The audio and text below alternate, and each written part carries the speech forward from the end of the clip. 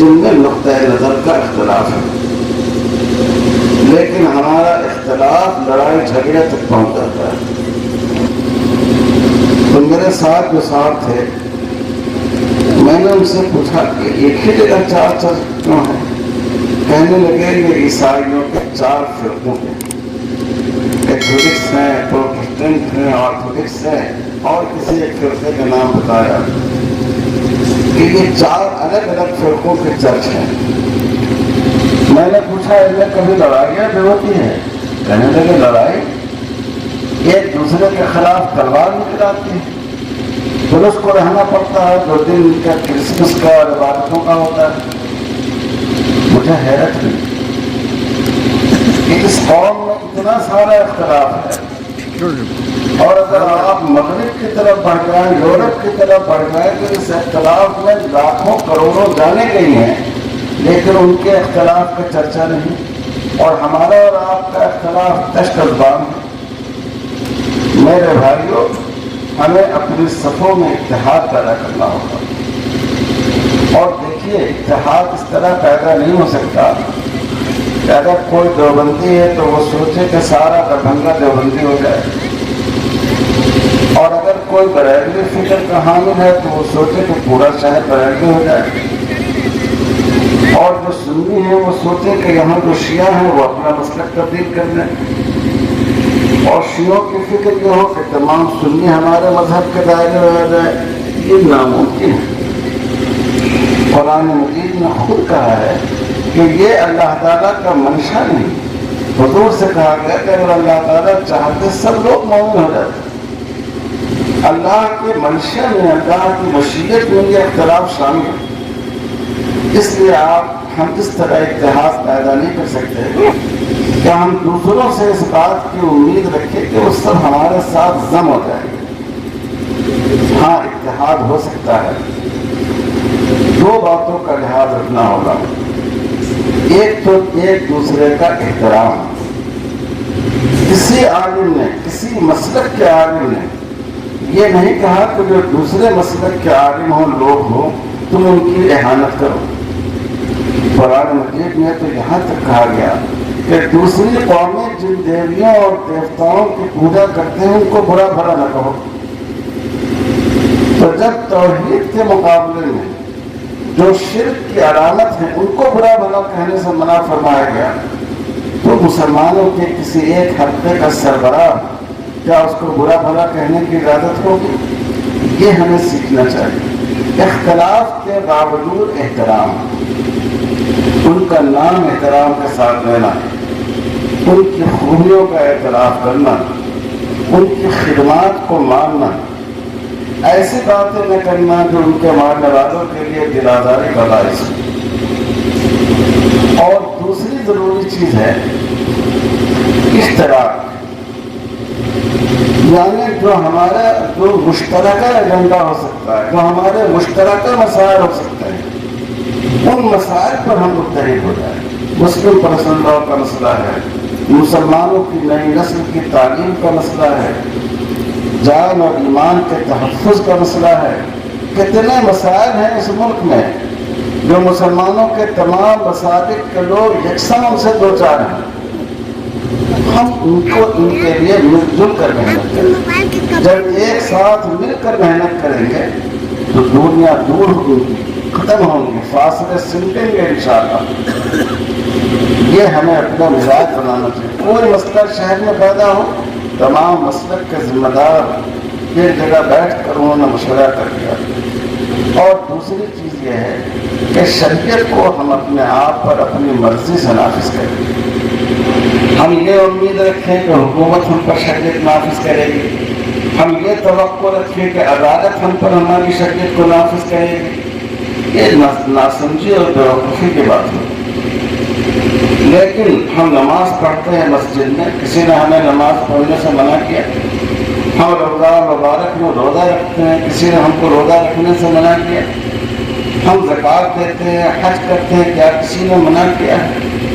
اسی طرح اگر ہم اپنے آپ پر خود شریعت کے قانون کو نافذ کریں گے، نکاح و طلاق کے معاملے میں، میراث کے معاملے میں، تو کوئی شخص آپ پر نہیں آئے گا آپ کو مجبور کرنے کے لیے کہ آپ اس پر عمل نہیں کر سکتے ہیں، آپ اس عمل کو چھوڑو۔ پورا ایک حکم قانون میراث کے بارے میں، والدین کا کتنا حق ہوگا، اولاد کا کتنا حق ہوگا، بھائیوں اور بہنوں کا کتنا حق ہوگا، شوہر اور بیوی کا کتنا حق ہوگا، جتنی وضاحت کے ساتھ قرآن مجید نے میراث کے قانون کو بیان کیا ہے، نماز روزے کے قانون کو بھی بیان نہیں کیا ہے۔ اور جو قانون قرآن مجید میں بیان کیا گیا ہو شریعت کے احکام میں، ان کی اہمیت کچھ ایک طرح سے سب سے زیادہ ہوتی ہے۔ اگر کوئی آدمی اس کا انکار کر جائے تو وہ دائرہ ایمان سے باہر نکل جاتا ہے۔ تو آپ اس سے اندازہ کر سکتے ہیں کہ مسلم پرسنل لاء کی شرعی اعتبار سے کتنی زیادہ اہمیت ہے، اور یہ ایک طرح سے مسلمانوں کے ایمان کا یہ مسئلہ ہے، مسلمانوں کے ایمان کی حفاظت کا مسئلہ ہے۔ اگر ہم ان قوانین کا انکار کر دیں تو ہم دائرہ ایمان میں باقی نہیں رہیں گے۔ یہ تو مسلم پرسنل لاء کی آئینی اور شرعی اہمیت ہو گئی۔ اب آ جائیے مسلم پرسنل لاء بورڈ پر، جن کا ذکر ہے آپ نے سنا۔ دستور میں جو مسلمانوں کو اور ملک کے ہر شہری کو مذہبی حقوق دیے گئے تھے، اس کے تحت ان کو سہولت دی گئی کہ وہ شریعت پر عمل کریں۔ اگرچہ اس میں بعض کمیاں ہیں، شروع سے علماء نے کوشش کی، لیکن ان کمیوں کو دور کرنا ممکن نہیں ہوا۔ لیکن جو کچھ بچا کھچا قانون تھا وہ غنیمت تھا۔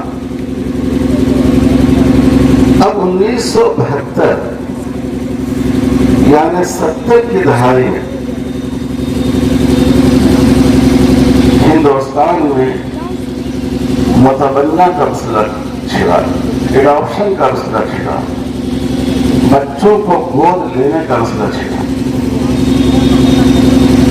دنیا کے مختلف مذاہب میں اور قوانین میں گود لینے کی اجازت دی گئی ہے۔ ہمارے عیسائی بھائی بھی گود لیتے ہیں اور وہ بھی اس کی اجازت دیتے ہیں، اور ہمارے ہندو بھائیوں کے یہاں اس کی اجازت ہے، اور ان کے لیے ان کے یہاں اس اجازت کی ایک خاص بنیاد ہے، کیونکہ ہندو بھائیوں کے عقیدے کے مطابق مرنے والے کی نجات اس وقت ہوتی ہے جب کوئی اس کا بیٹا اس کی لاش کو، اس کی چتا کو آگے آئے، تب اس کو نجات حاصل ہوتی ہے۔ تو اب اگر کسی کو بیٹا نہیں ہو، بیٹیاں نہیں ہو، یا اولاد ہی نہیں ہو، تو وہ کیسے نجات حاصل کرے؟ تو اس کے لیے انہوں نے طریقہ اختیار کیا تبنیت کا، گود لینے کا، کہ وہ کسی بچے کو گود لے کر اپنا بیٹا بنا لے۔ اسلام اس کا قائل نہیں۔ اسلام کا کہنا یہ ہے کہ ایک ہی رشتہ ایسا ہے جو زبان کے بول سے قائم ہوتا ہے، اور وہ رشتہ ہے شوہر و بیوی کا۔ شوہر اور بیوی دو گواہوں کے سامنے کہتے ہیں میں نے نکاح کیا، میں نے قبول کیا، نکاح منعقد ہو جاتا ہے۔ باقی جو بھی رشتے ہیں وہ نیچرل رشتے ہیں، وہ فطری رشتے ہیں، وہ فطری نظام کے تحت وہ قائم ہوتے ہیں، جیسے باپ اور بیٹے کا رشتہ ہے، ماں بیٹے کا رشتہ ہے، بھائی بہن کا رشتہ ہے۔ یہ نہیں ہے کہ آدمی کسی کو باپ کہہ دے تو اس کا باپ ہو جائے، کوئی کسی کو اپنا بیٹا کہہ دے تو وہ بیٹا ہو جائے۔ آپ کسی بچے کے ساتھ شفقت کریں، محبت کریں، آپ اس کی کفالت کر دیں، اس کی پرورش کر دیں، ثواب کا کام ہے، لیکن اس کی وجہ سے وہ اولاد نہیں ہو جائے گا۔ تو اسلامی نقطۂ نظر سے گود لینے کا کوئی اعتبار نہیں ہے، اور گود لینے میں دوسرے ورثہ کے ساتھ ناانصافی ہوتی ہے۔ فرض کیجئے کہ ایک شخص کی ایک بیٹی تھی، بیٹا کوئی نہیں تھا، تو باپ کے ترکے میں سے اس کو نصف جائیداد ملے گی، لیکن اس نے ایک بیٹے کو گود لے لیا، تو اب اس کے ترکے کے 3 حصے کیے جائیں گے، 2 حصہ بیٹے کو ملے گا اور 1/3 اس بیٹی کو ملے گا، یعنی اس کا حقیقت میں نصف حصہ ہے، آدھا ہے اس کا حصہ، لیکن وہ گھٹ کر 1/3 ہو گیا۔ اور اگر کسی آدمی کو بیٹا بھی نہیں ہے، بیٹی بھی نہیں ہے، تو اس کے ترکے میں سے اس کے بھائیوں کو حصہ ملے گا۔ لیکن اگر اس نے کسی کو گود لے لیا اور آپ نے اس کو بیٹا مان لیا تو بھائیوں کو حصہ نہیں ملے گا۔